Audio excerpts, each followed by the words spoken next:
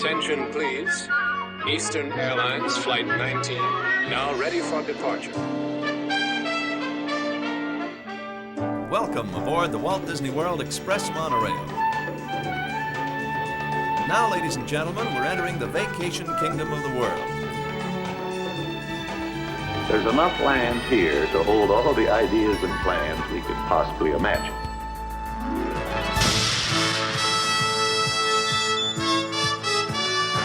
We call it Epcot. Will be our experimental prototype city of tomorrow. Welcome to another episode of the Retro Disney World Podcast, taking you back to the vacation kingdom of the world, the way it was, and the way it is in your memories. All right, welcome to another episode of the Retro Disney World Podcast. This is episode 41.5, A Chat with Christopher Smith. While I was on vacation, JT, Brian, and Hal got together and had a quick chat with Christopher Smith, who's the author of two books that are available on Amazon, The Walt Disney World That Never Was, and The Backstories and Magical Secrets of Walt Disney World. So they had a nice chat with him the other night, and we'd like to bring that to you now. And joining us today is a special guest, Chris Smith. How you doing, Chris? Hey guys, doing great. Looking forward to talking some fun Disney stuff with you guys tonight. For sure. So this is episode 41 and a half, and we're going to call it just a chat with Chris Smith about his books. Chris has a number of books he kind of gave us the opportunity to read, check out, and we were pretty excited about them. So we wanted to get him on the show and just sort of pick his brain and go through them here. Chris, so first off, just tell us a little bit about yourself, where you're from, how you got started and all this, and then, maybe some of your favorite Disney memories. Sure. So I work in Huntsville, Alabama, which is in the northern part of the state. I'm an attorney by day, but have been a passionate Disney fan since I was a child, and grew up in a very rural part of the state, right? And so I spent a lot of the days kind of, out exploring and using my imagination, and we were lucky enough to have the Disney Channel, growing up. And so I spent a lot of my times out kind of imagining I was part of these different Disney stories. And my parents were finally able to scrape together enough money in 1984 when I was 7 to take our family down to Disney World, which was a big thing for us. And kids you not, that experience literally changed my life, right? Actually being able to step inside and live these stories that I'd kind of, only imagined, as a kid, really kind of changed me at a formative stage. And I'm sure my wife now wishes I'd never taken that first trip, because it has spurred, a fun Disney obsession that's lasted certainly through today. Very cool. So you said your first trip was 84. How many times do you think you've been since then? Oh man, over 100. Wow. Certainly. We get down now maybe. I take a family trip down once a year. I go down for marathon weekend, and then usually find an excuse to take a couple of research trips, for book purposes through the years too. So I get down there pretty frequently. What's your favorite resort? Favorite resort? Man, that's tough. Or better yet, what's the one you stayed at in 84? That's the one I'm curious about. We stayed off-site in 84. Okay. My family, we really were kind of, scraping the quarters together to go make it happen. But I think I personally enjoy the Wilderness Lodge the most. But we have twins that are 5 now. We've taken them down the last 2 years, and we had never stayed at the Contemporary before, and decided to stay there just because of the proximity to the Magic Kingdom and being able to walk. And man, I tell you what, we really love it. Like it a lot more than I thought we would, and certainly that Disney nostalgia helps a lot with that. For sure. So you've done 2 books that I think we're talking to you about tonight. The first, The Backstories and Magical Secrets of Walt Disney World. The other is The Walt Disney World That Never Was. First of all, which one did you write first, and what was the impetus for it? Sure. So the first book was The Walt Disney World That Never Was. And, again, being a big fan of Disney history, I do corporate work in my legal practice, and so this is a Disney nerd confession. One of the things I'd collected were annual reports of the Disney company, and that's horrible to even say out loud for in front of non-safe company. But those, for those who don't know, shareholder reports are disclosure documents that the company puts out each year, and certainly those are public documents today because the Disney is a public company. But some of those early reports from the late 1960s, early 1970s, just as a fan reading those, I saw kind of all these brilliant concepts like a Thunder Mesa or some of these resorts that never came to be. And I was always fascinated about how just incredible those ideas looked, but I knew that they never actually were implemented in the parks. And so that sparked a little bit of a curiosity. And the more I looked into those, I discovered that there were, the ideas themselves were really cool, right? I mean, the thought of some of these attractions and lands that never came to be. But as I dug a little deeper, I saw that the stories of why they were never actually constructed were stories of the Disney company itself and the company's kind of response to things like economic external pressures and internal creative disputes. And I thought, man, this would just be a fantastic concept to put a book together on. And really, I felt like we kind of captured lightning in a bottle because for my other book, Backstories and Magical Secrets, a lot of Disney fans love those details. Some aren't as crazy about them, but for things, thinking about what could have been, every Disney fan I've run across is really captivated by that subject. And so had a lot of success with that. So in your unbuilt attractions, obviously the lead one, we've talked about it on previous podcasts, but the most famous unbuilt attraction is Thunder Mesa. And for the benefit of folks who've not read your book or may not have listened to those couple of episodes where we brought it up, can you tell us a little bit about Thunder Mesa?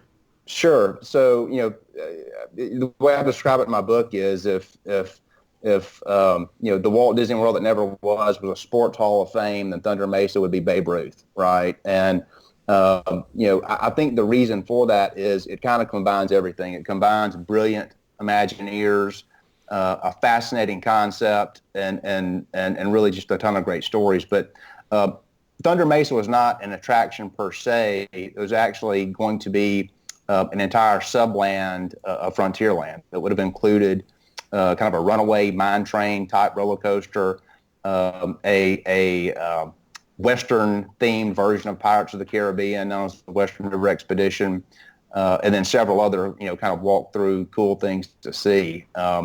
What I really enjoy about Thunder Mesa is, the man principally behind that concept, Mark Davis. And for those who don't know, Mark Davis, he's my personal favorite Imagineer.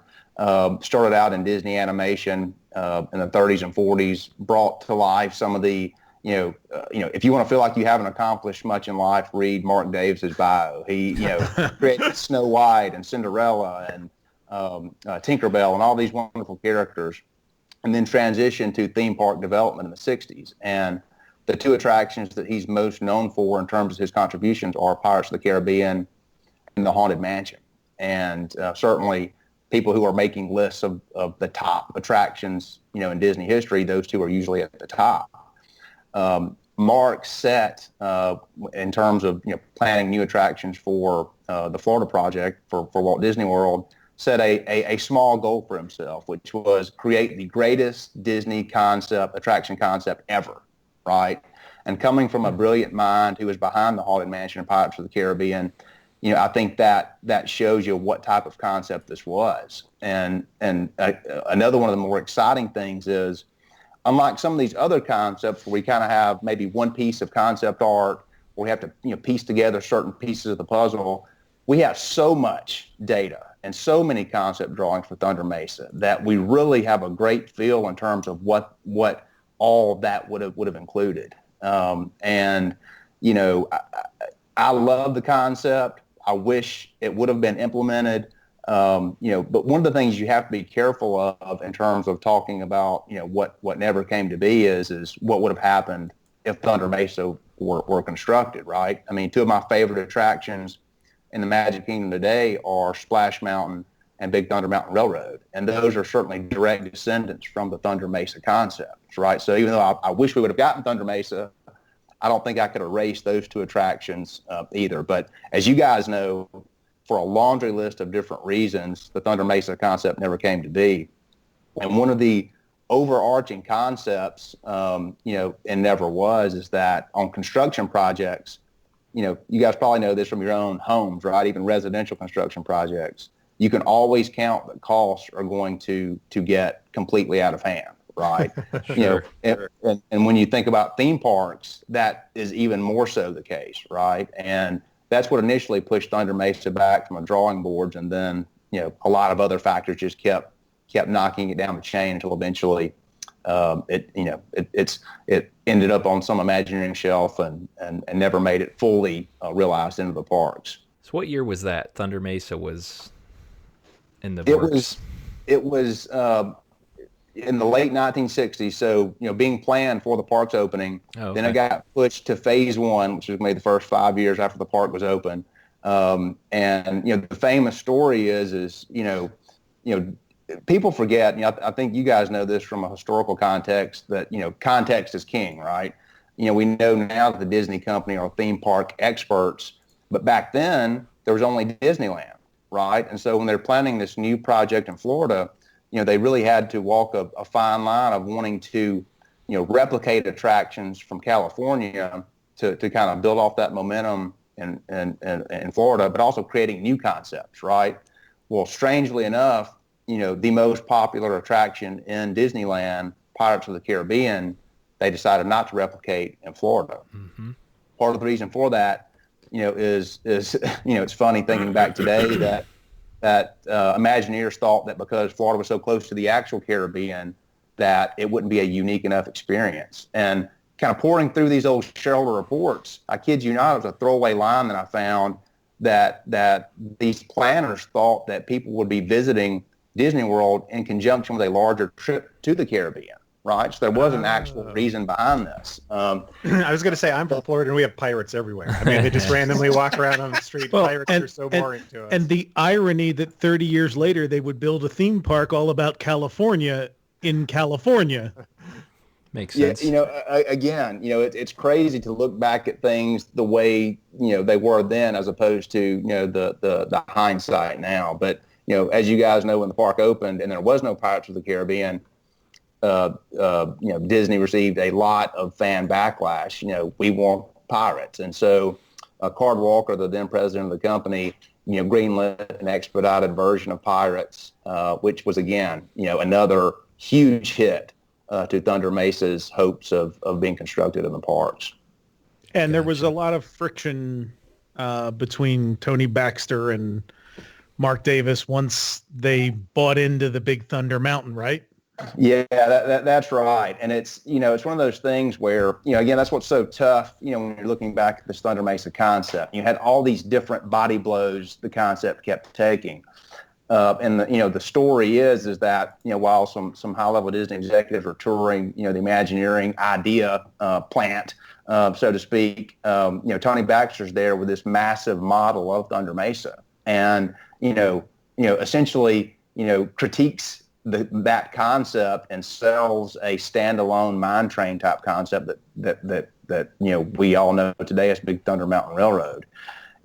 With Pirates of the Caribbean being constructed, and now with a mine train attraction, at that point, the hopes of Thunder Mesa coming to be are essentially done. That did create a large amount of friction between Mark Davis and Tony Baxter, who was kind of the most famous of those second generation Imagineers, that I don't know was ever fully repaired.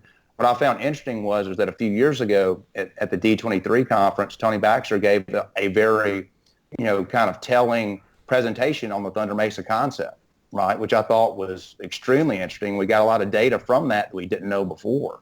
Yeah. And it was just interesting that he was the one giving that. Well, and he had said in that, he mentioned that Mark never forgave him for it, but, he's at that generation, he was also aware that they were never going to build it. They were at a point where that was just not a massive scale investment they were going to make. And he thought that, and they were looking for a thrill ride at that point, because all the Six Flags parks and at that time, the precursors to the Cedar Points and Six Flags and, that have all kind of developed over the years, but there was a lot of those standalone parks near here. It was Great Adventure before it was Six Flags Great Adventure. Right. And Magic Mountain in California. I mean, they were all adding these in the 1970s, these big tubular track looping roller coasters and stuff like that. And Disney wanted to get in on the action, and Tony Baxter had a proposal and no one else did. So yeah, and I think that, it's really a sad story because everything, I've never had the opportunity to meet Tony Baxter in person, but everything I've read about him,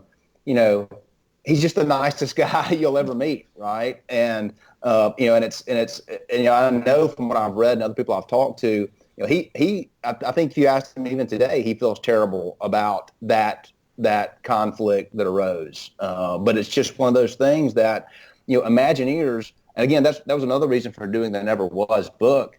Imagineers poured their hearts and souls into these concepts, right? Especially Thunder Mesa, maybe more so than any other concept. And when you kind of put yourself out like that, and the concept never comes to be, man, that's a tough thing to live with, right? We see that in our personal professional lives, especially since they had when you entered the park, they had that promotional model for Thunder Mesa, and the what was the talking bird, Hal, or the Hoot Gibson. Right. And they had that until like 1980 when they finally decided, like, okay, let's box this thing up. And that was kind of the icing on top of this tough cake to swallow. Was they never really came out and said, we're not doing Thunder Mesa, right? I mean, you kept seeing and hearing whispers and seeing little glimpses of information late into the 70s, right? And then finally, when you get Big Thunder Mountain Railroad, finally it's, and certainly with Epcot and the money they were pouring into that development project as well, at that point, the writing was on the wall. So we'll get to Epcot, but what you just talked about is interesting because you talked about how they never come out and say, we're not doing this after announcing it, which we've gotten more used to in recent years. But I think another recent example in your book is the David Copperfield Sunset Boulevard area of Disney MGM Studios. Yeah, that, again, context is king, right? When people hear the name David Copperfield now, they may give that a laugh. But, back during the early 90s, he was one of the most famous, most successful entertainers in the world. Right? Oh, yeah. He was on specials. TV. You watched it, yeah. Absolutely. Made the Statue of Liberty disappear. Yeah, he walked through the Great Wall. I mean, you just know these events. Like, I mean, I was like 12, but I was just like, yes, David Copperfield, he's back, Yeah, and so this is also the time when concepts like the Hard Rock Cafe, right, and Planet Hollywood, so these highly themed restaurants that had different types of memorabilia displayed were really, blowing up in the U.S. So, oh my gosh, they were going to open like the Fashion Cafe in New York City. There was just like one genre, the All-Star after Cafe. Another. Yeah. Yeah, and so Copperfield was approached by a venture capitalist with the idea of creating a magic-themed restaurant in that type of style, right, with different David Copperfield props and an interactive experience where magical tricks were performed during the dining experience. And even Disney signed a lease, for the studios in terms of developing that restaurant. Well, as it happens, the Copperfield group started two restaurants at close to the same time, one in Times Square, New York, and then the other in Disney. The Times Square project got a head start, and really it's really amazing to think about. They got very close to completing that restaurant. Costs were just going through the roof. David Copperfield, a noted perfectionist, was changing ideas as the construction process was going on, which is not good. The money guys were thinking, hey man, let's just get this thing open and stop, hemorrhaging these funds. Notably, I always found this interesting from a business perspective. Copperfield did not put any of his actual money into the project, right? He put his name there and also retained creative control, And so at the end of the day, they ran out of money. And even though the restaurant in New York was 85%, close to completion, just tons of construction liens were filed on the project, and it shut down. And when that happened, Disney likewise saw the writing on the wall, terminated its lease. But they had billboards up all around the studios advertising this project. Okay. And and overnight those billboards disappear. Just like a magical trick from Copperfield himself, right? And all of a sudden, the concept is gone. I don't know. Looking back from today's perspective, I don't know if that restaurant would still be there today if it had been constructed back then. But again, the concept seemed like a pretty cool idea. It's just these real world business issues and concerns get in the way of the concept. Where was it going to be? Do we know a place? Yes, it was actually going to be, if you're looking at the entrance to the studios, it's going to be to the right-hand side of the entrance, right? So it'd be kind of like the Rainforest Cafe for the Animal Kingdom, where you could enter the restaurant, without actually entering the park itself. And that's where that billboard was for the longest time, like over on that right-hand side, right up on the hill. Yeah, so what was great, going to be. Yeah, you've got pictures of Michael Eisner and Copperfield, giving each other the bromance hug, right? Thumbs up. Wait a second, guys. Is there any proof that it isn't actually there and we just can't see it? He made it disappear. So, all right. So we brought up Epcot. It's kind of come back. It's kind of come full circle recently as far as the World Showcase stuff that never happened. It came and went. Even the billboards were up for different things.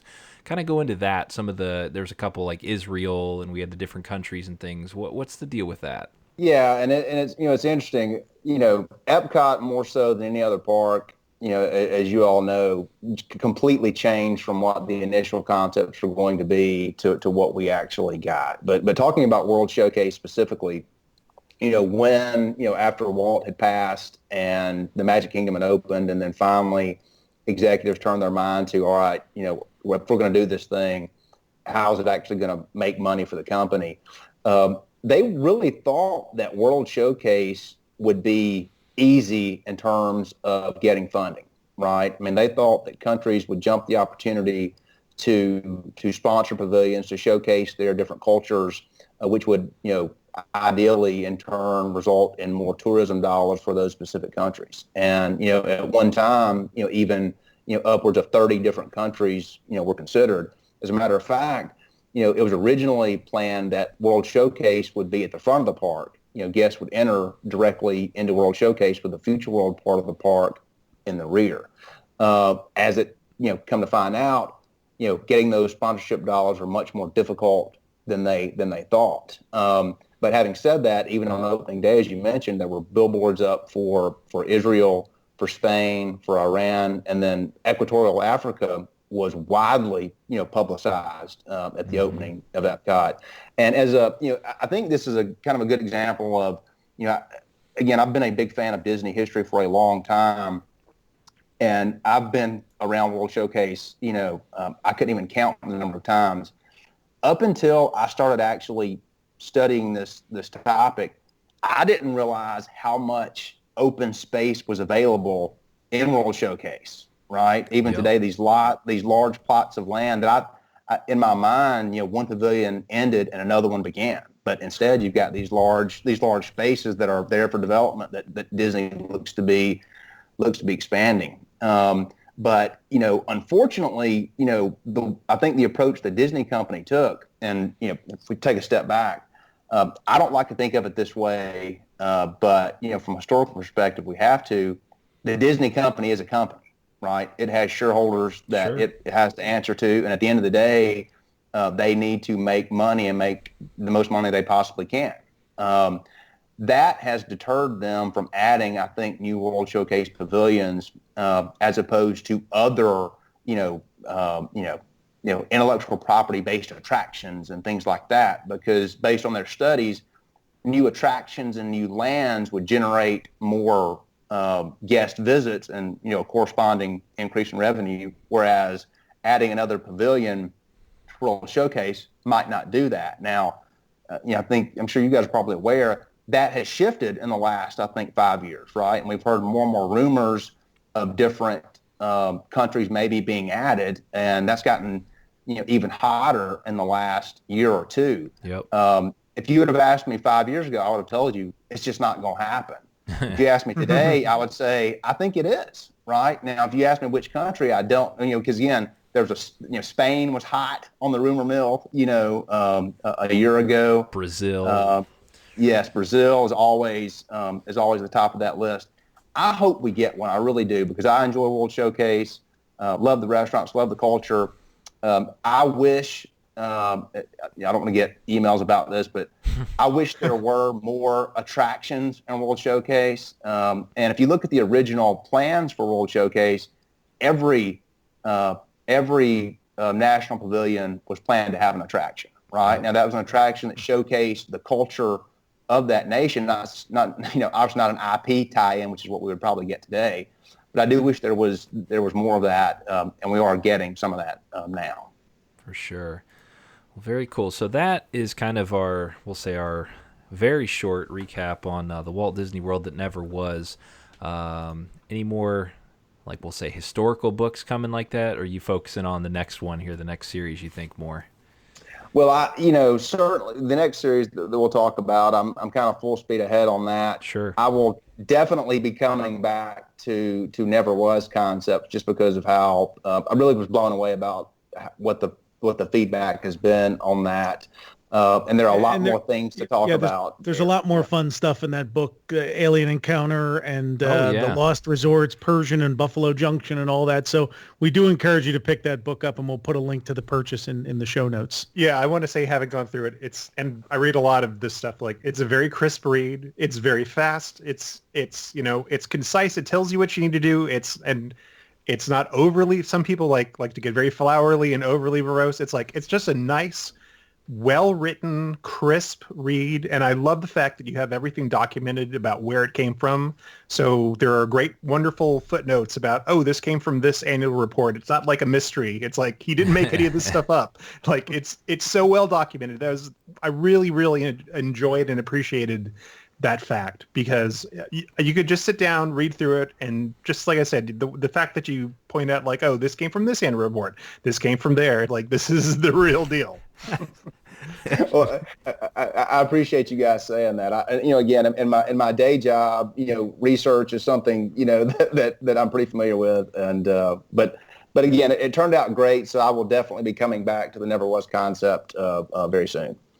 So next up, you sent us the Backstories and Magical Secrets of Walt Disney World. Now, this is Volume 1, and my first thought was, whenever I see Volume 1, what am I getting myself into here? How many volumes you planning here? What are you thinking?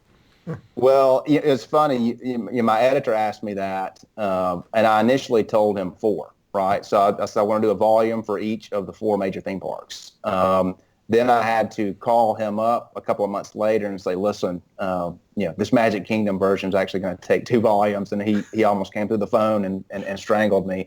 But again, what we're talking about is just as a little bit of flavor for this series of books. I started thinking, what is it about, Walt Disney World that, creates such, an emotional response from fans, right? I mean, you've got 4 grown men, sitting here talking about an amusement park, right? What is it about this place that does that? Because I'm an amusement park fan generally, right? You guys mentioned Six Flags and Cedar Point. Love those places, right? Love Six Flags. Love going up to Cedar Point. But I think we can all agree that Disney is different, right? It's a different experience than those other experiences. And so I started thinking about the specific things that I love about Disney, the cast members and the attractions and the architecture and the food. And what I realized was, for me, all those things combined into the one really special thing, which is allowing us as guests to leave the stress and the worry of the real world behind by stepping inside these stories that Disney's Imagineers and creative teams kind of lay out on a grand stage for us and let us kind of be a part of those stories. And so that kind of started, a much more fun research process for this book, which was, getting in there and just dissecting every detail I could possibly see about the different lands and attractions and restaurants in the parks. And you go deep on this one. Like I have like my notes here about this. I have almost 40 pages on the Haunted Mansion itself. Like that's insane to me. And that's like you were kind of talking about the detail of Disney and where it goes. I mean, there's some trips where I just want to go and relax and just, have everybody take care of everything. And then there's other trips where I'm sitting there on my phone like, hey, why'd they put this here? And you can kind of go as deep as you want. And this volume 1, and I'm sure the next one's coming too, or allow you to go as deep as you really want. And if you really want to read about one small smidgen of Haunted Mansion, it's in here. Yeah, and here's what I thought, because I again I talked with my editor a lot about this in the planning stage. Is I think there are a lot of books out there on the market where you get a story or two here and there, right? Where they pull a story from the Haunted Mansion, they pull a story from Expedition Everest, but there's not like some, I'm obsessive. I want to know what the stories are in Liberty Square. I want to know what the stories are in Frontierland. And there wasn't a resource out there that just kind of laid as many of these out as reasonably feasible to do, right? So that's what I wanted to accomplish. Now, I'm the first to admit that, and this is what I love about Disney, even for me, each time I go, use the Haunted Mansion specifically, every time I go on the Haunted Mansion, I feel like I see something new that I haven't seen before, right? Even though I've got, so many pages in the book devoted to those different stories and those different hidden details and secrets, you always see something new, right? And just for a guy like this, man, I think that's fantastic. Thick with detail and things. And yes, absolutely. That's right. But again, it's fun for me to be able to hopefully, the goal is to help kind of, shed some light and help enhance people's experiences of the parks and the attractions by virtue of some of these stories that many are unfortunately not aware of. And that's being not aware. One of my favorites, which if you go to Disney with anybody, will say that is not like us. We'll say they walk right down Main Street, they maybe hit a shop, get their Starbucks, and keep moving. The windows up there always are like, tell people look up, and they see the windows on Main Street, and you're like, well, what's the deal? They just look like windows. But you go into in depth here on each window, who they are, kind of that sort of thing, and kind of, it's, to me, that's always a fun thing. I almost wish I had an app with that on my phone where I could like pull it up and like look real quick, compare the window to what I'm actually seeing. But your book has got each one in there. It's awesome.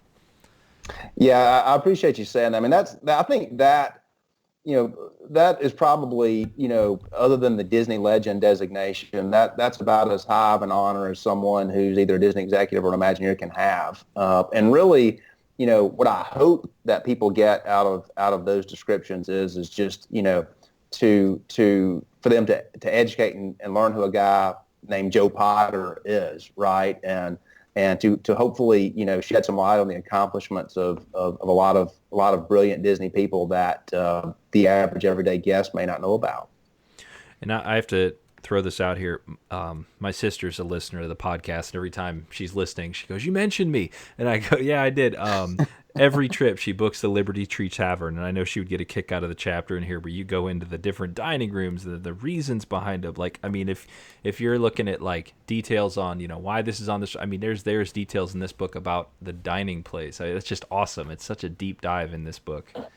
Well, here's what I love, right? I mean, so let's use Liberty Tree Tavern as a good example, right? So you've got this restaurant that serves up comfort food, right? So Thanksgiving meals year round.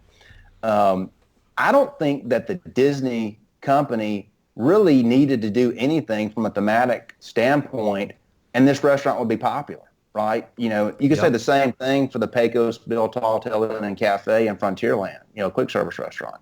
I think both of those locations, just in of themselves, because of the food offerings, would be overwhelmingly popular with guests. But rather than resting on that, they decided to do the opposite, right? They decided to pour just tons of detail into both of those restaurants. And for the Liberty Tree Tavern specifically, again, it breaks my heart when I'm eating in there and I'm in a particular dining room and nobody notices all the, what I think, if you're in the park. I didn't until I saw your book. Had no clue. I've been there probably 50 times.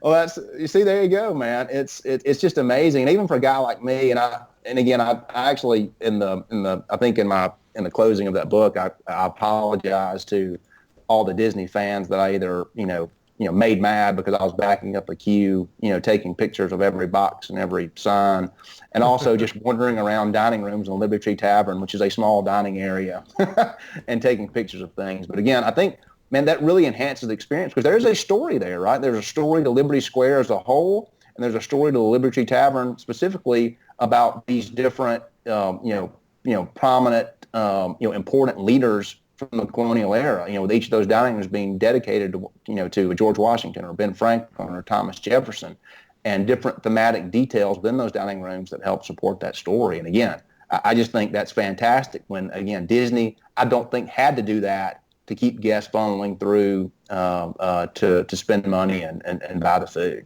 For sure.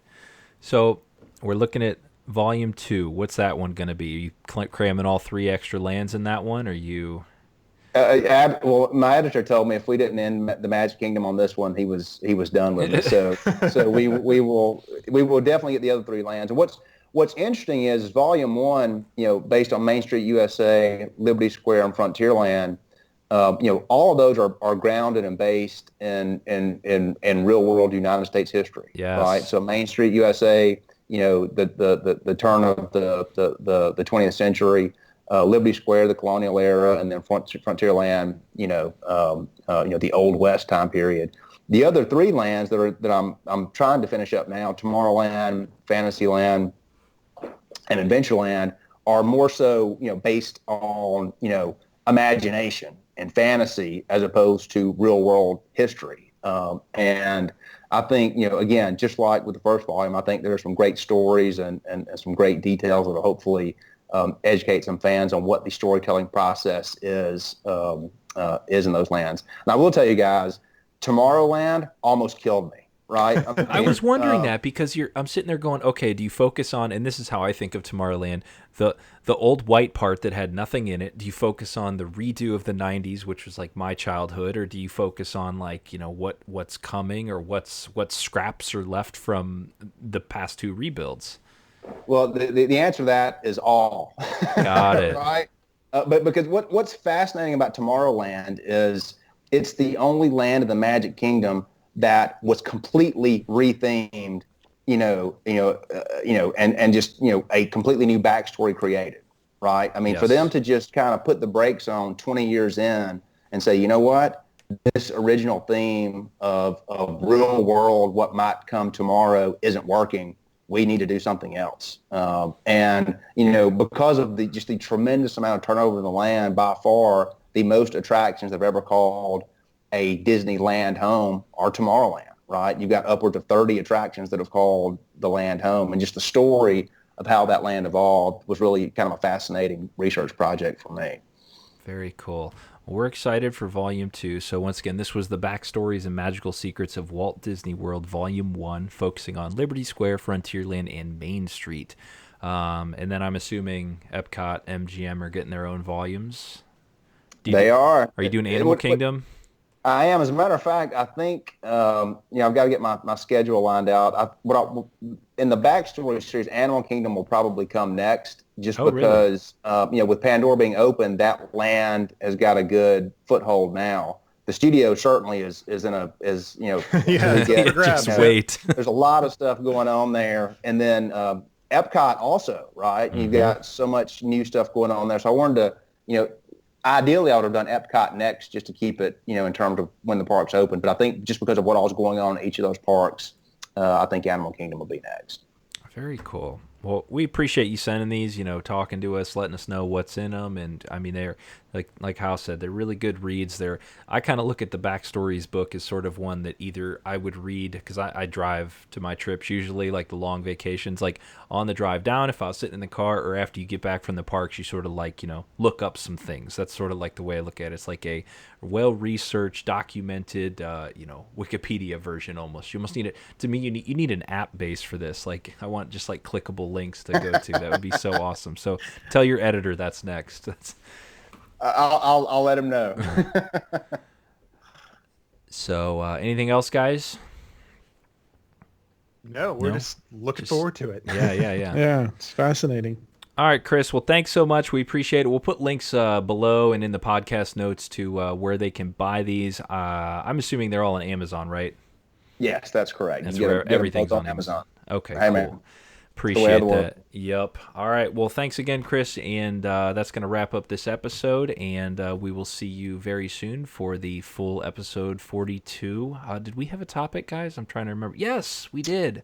Well, we did, but we're not. We may be changing because as I've been diving into, we said we were going to do. Well, we talked about doing the animation tour, the Yes, magic of that's Disney right. animation. It did, and as I started doing research on it and started getting in contact with people that actually worked there, both in front of the glass and behind the glass, it's starting to get a lot more comprehensive than I ever thought it was going to be. And I realized we have a really unique opportunity to actually tell a very holistic story about that building. So I think we may push that one off for another month so we can do some more interviews and talk to some more folks. And then we'll do something else. Do a full episode on the Magic Kingdom popcorn carts. Yes. Well, We'll have something. What's crazy though about that animation thing, this is just a sidebar, is you put that tweet out, and if you follow us on Twitter at RetroWDW, it blew my mind, the response. I mean, just in not just like, yeah, I worked there, it was cool. I mean, huge long emails from people. Like, you can tell it really is like a big thing to people. Like, as far as like, you know, I had a feeling that probably meant a lot to some people, because that was really the only opportunity that anybody ever had to go and see animators working. And not just Yeah. animators, but, you know, editors, camera people, background painters, you know, every discipline. You were never, maybe you saw some old, you know, Walt Disney Presents specials, but you certainly never were able to press your face against a glass and see, you know, a legitimate Disney animator like working on something in front of your very eyes, especially once they got out of the shorts and started into the feature length films. So just to see someone doing bits of Lion King or the entirety of Mulan or Lilo and Stitch, I mean, that knocked people's socks off. So yeah, it's really interesting how many people who are actually in the animation industry today have written us and just talked about how much of an impact that left on them. That's crazy. Well, okay, so we'll be coming soon. Don't worry. Next full length episode, and in the meantime, while you're waiting on us, go get Chris's books on Amazon. You will definitely not regret it. They're super awesome. So, all right, Do thanks. we want to give one away tonight to a yeah. listener? Yes. Let's give one away tonight to a listener. Just email us at podcast@retrodisneyworld.com. And Chris, send out give us just off the top of your head, do a trivia thing, and whoever gets the answer, we'll get the book. All right. Right on the spot here. Hey man, that's what I'm built for, right? So one of the Disney resorts that never came to be was the Asian resort, right? That was planned very early on. A lot of marketing information was put out about it. Obviously never came to be. What Disney resort was constructed in the area that was originally planned for the Asian resort? That's beautiful. Good one. Beautiful question. So if you know the answer to that, send it to podcast@retrowdw.com, and let's make an entry. Let's get your entries in by August 10th. Perfect. Plenty of time. And send us that, and we'll get you a copy of the book of your choosing. So there we go. Nice. All right. Thanks again for listening, everybody. Have a great day, and we will see you with episode 42. Brian, take us out. Follow Todd McCartney and Retro WDW on Twitter, Instagram, and Facebook at Retro WDW. For all things Retro Disney World, including exclusive merchandise, visit us on the web at RetroWDW.com. On Twitter, follow our web designer Jason Bartell of Deepwater Studios at JasonDWS, our announcer Andre Gardner at Andre Gardner, and follow our hosts Hal Bowers on Twitter and Instagram at GoAwayGreen, and on the web at kingdomofmemories.com. For JT Kujar on Twitter at LS1JT, on YouTube at Rubber City Motoring, and on the web at rubbercitymotoring.com. And you can find me on Twitter, Facebook, and Instagram at Brian P. Miles.